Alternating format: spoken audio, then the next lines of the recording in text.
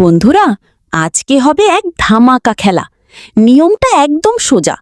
ডিগবাজি খাও আর যত দূর যেতে পারবে লাইনের সোজা রাখা ক্যাশ টাকা সব তোমার।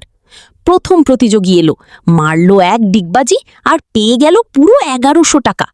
এরপর এলো দ্বিতীয় জন, কিন্তু এই কি, মাত্র ৫০০ টাকাতেই খেলা খতম।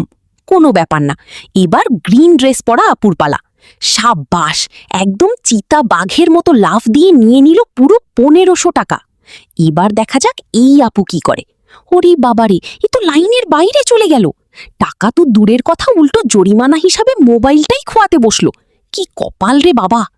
পরের প্রতিযোগী এসে একেবারে নিখুঁত ডিগবাজি দিয়ে জিতে নিল ১১০০ টাকা।